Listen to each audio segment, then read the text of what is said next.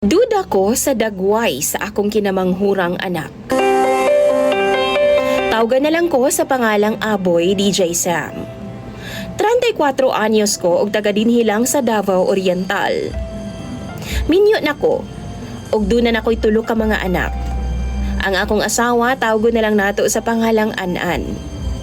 Si Anan DJ Sam duna siya'y boy best friend, si Igoy.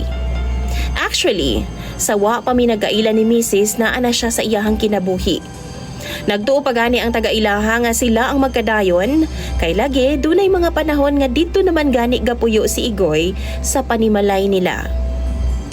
Diyang nagauyab namin ni Anan DJ Sam, wa gihapon na bag-o ang tanan. Ug wa pud ko mi demand nga bag-uhon. Wa na lang pud ko mi palag, kay lagi mas nauna man si Igoy miabot sa kinabuhi ni Anan. Welcome anytime si Igoy sa panimalay sa mga ginikanan sa akong misis. Hangtod karon gani DJ Sam, single paghihapon si Igoy. Sa tinuod lang, dili ko gaselo sa iyaha DJ Sam kay makita jud nako ang rason nga bisan sa ilang kasuod ni misis. Wa gihapon siya na develop. Kay lagi, makasaman ko sa Ginoo. Mura jud pud og gigabaan ang iyahang dagway DJ Sam. Napay simod nga murag suso. Itumon pud ang iyang pamanit og wa jud pud gibless sa ilong. Pero sayod ko nga buutan og maayong tawo si Igoy kay saksi ko ana. Gani ginatrato na pud nako siya sama sa akong mga igsuon DJ Sam. Ug during emergency, si Igoy ang akong madali-dali og sangpit. Una og ikaduha na akong anak, si Igoy ra jud ang gikuha namo nga ninong ni Anan. Kay lagi mura man pud siyag amahan na sa kasuod sa akong mga anak. Pero DJ Sam, dinhi na ko na bother sa ikatulo na akong anak. Human manggod mga anak ni Mrs. kay mura naman hinuon og naong ni Igoy. Sama kang Igoy. Itumon, kulot og buhok, ug napay ilong nga mura jud og tikod sa iring kalapad. Dagway jud ni Igoy ang migawas DJ Sam. Gusto lang na akong ipaklaro nga pution mi ni Mrs. og medyo gibless pud mi sa ilong. Tuod dili mi mga gwapa o gwapo jud pero layo ra jud pud sa itsura sa among bunso. Gipalabay na lang nako ang tanan nakong duda DJ Sam kay di ko gusto nga maghunahuna og dili maayo. Batok sa ako ang anak og asawa. Pero ning bag-uhay lang. Nag-celebrate nami sa ikaduhang tuig sa among anak. Sa among kinamanghuran.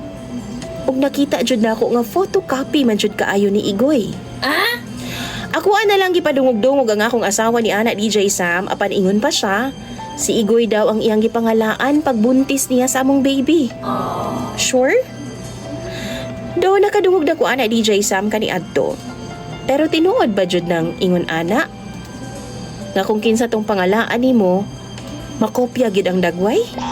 Ako mga amigo DJ Sam, ubisan ang ako mga ginikanan na kamatikod pod sa akong obserbasyon. O gani mataghigayon nga magkatapok mi sa akong mga igsuon. Sigihan taon ko nilag sungog.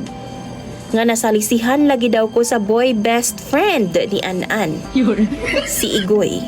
DJ Sam, gusto na akong tanggalon nga maghunahuna og dili maayo agyan sa ako ang anak og asawa. Pero DJ Sam, di man jud malikayan kay adlaw-adlaw man akong makita ang akong anak. Naapagani time nga naa si Igoy sabay.